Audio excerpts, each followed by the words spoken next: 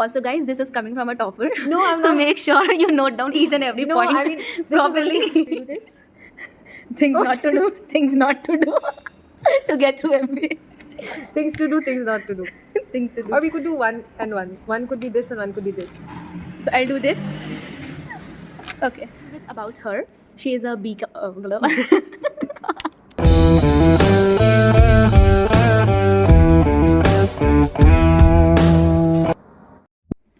Hi everyone, welcome to Vaishnavi's chat box. Today we have Shivika with us. So a little bit about her.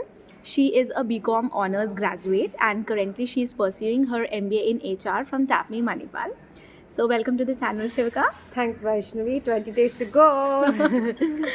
Okay, so today our discussion will be around things not to do to get through an MBA with Shivika Nayak. So I'll be asking her 3 questions. So we'll start? Yeah. So my very first question to you is, what are the biggest mistakes that usually students make in their first year of their MBA? So I think I'm going to answer most, based on my experience. But I've also seen a lot of people go through more or less the same things. So the first thing that I would like to say is, I was always in a dilemma. So, it's my first time away from home and I usually don't make decisions. Like I have other people take them for me. But then now when I take a decision, I always, try to weigh the pros and the cons. And I always think, okay, what is going to be the best decision? But what I failed to actually understand is we never know if it's like, the best decision or the right decision for us, because we never know about how the outcome of the other decisions. So what I learned later onwards is majorly towards the end of the MBA is that we have to take a decision and we have to make it the right one for us. The second thing is, in the first year I tried to do everything, may it be curricular, co-curricular, and I pushed myself too hard that I got burnt out, and that kind of decreased my motivation also. So that's one thing that I would suggest other people not to do. You try to pick a few things and commit there rather than overcommitting everywhere. Then is that I kind of hesitated, like we have a lot of opportunities. I kind of hesitated because I thought, okay, what would other people think of me, and which is another wrong thing, because you have to try to find yourself in an MBA, not try to be others or try to be what other people want you to be. And last but not the least, I left a lot of my good habits. So I was a person who used to sleep on time, wake up on time. I loved having a routine, but obviously now I know that a lot of other factors come into the picture. But it gets really hard to actually maintain a routine. Like I used to read, I used to run. All of that just went away like the snap of my fingers, and I did not do anything about it. So I think there are some things that I always believe in moderation and balance. So although I failed to enact it in my MBA experience until the end, I think people should. And I have seen people, continuing fitness. I've seen people continuing to do things that actually makes them happy. And that is really inspiring. So I think that is also something that people should not do, the things like letting go of things that actually made them happy in this kind of place where you actually push to your limits.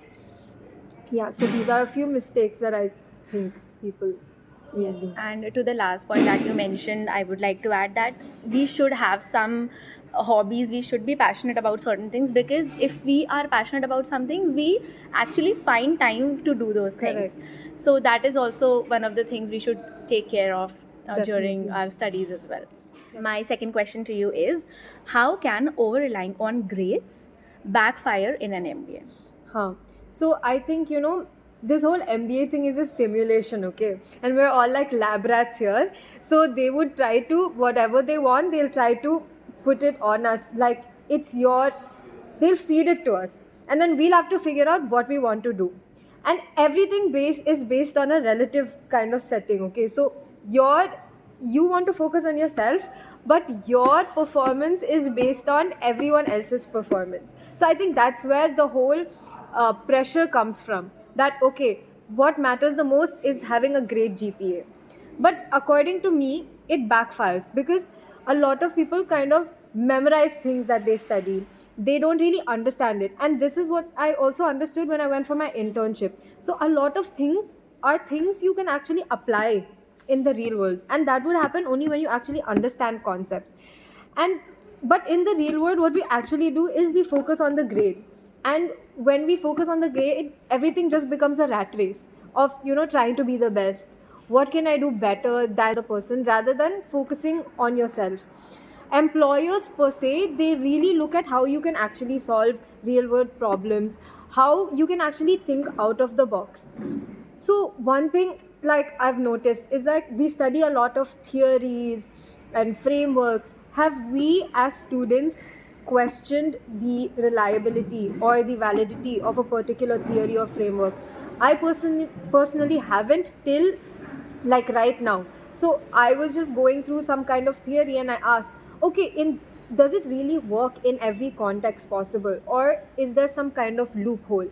So I think these are what employers really look for, and these are really things that add up into your experience. So these are things that could actually make you smarter, not book smart. Because see, MBA isn't just about the textbook. It's also like, a crash course about life. You kind of figure out, you also meet a lot of people. No one is the same. Your experience of dealing with different people, networking, all of this adds to various other skills which are not only important in your career but in life in totality. So I think it's all about, not focusing on the grades, but focusing on who you want to be as a person when you get out of this 2-year course. Also, guys, this is coming from a topper. No, I'm so not. make sure you note down each and every No, point I mean, this is properly. I No, was actually, she has balanced her academics and other things very well. And yes, so make sure you I've also been to take notes. KMC a lot of times, so You need to take care of your health as well. definitely. Okay, so we'll move on to the third question. Yes. So my third question to you is, what's that one thing you wish you avoided in your MBA experience? So I think I've said it once before already, but I think I'm going to reiterate it again because it's very important. So I think one thing that I really avoided is the importance of self-care. When we're here, we kind of focus on everything else, maybe academics or competitions, other co-curricular things. But I think I personally, my biggest regret is not focusing on getting my sleep right, getting my food intake right, kind of trying to balance all of this. Because I think the secret of a highly productive person is not the amount of time you put into studies, etc., but it is putting less time but being able to grasp a lot in that less time, plus making use of your other experiences. And this would only happen if your health is intact. And there's a lot of things, trust me when I say this, a lot of things that will put your health down. May it be stress, may it be the environment you're in. Deadlines. Deadlines. There's a lot of things that could kind of put your health down. But I mean, unless you actively take part to in your life to actually make your health good, I think nothing would work out. Health, having a routine, sleeping well, I think immense importance has to be given to these areas. And I think if all of these align, everything else, it's like a domino effect. It could be good, it could be bad. So bad habits lead to bad outcome, and good habits lead to good outcome. I think that's probably it. I completely agree with you on this. Even I felt the same, that a lot of times I felt that my health was going down and it was affecting other things as well. So yes, and usually because of the way MBA operates, we are actually not able to take care of it, and it happens with most of the people, I feel. So yeah, this is something we need to look into and take care of. Yes. So we come towards the end of this video, and I think that a lot of you will find this to be very helpful, whatever Shivika shared from her experience. And towards the end, would you like to add anything? I think that's pretty much it. I mean, I think you should believe in yourself. Imposter syndrome is real, but you should really believe in yourself and try to make it your experience, not others' experiences. So yeah, all the best to anyone who's pursuing MBA. You can do it.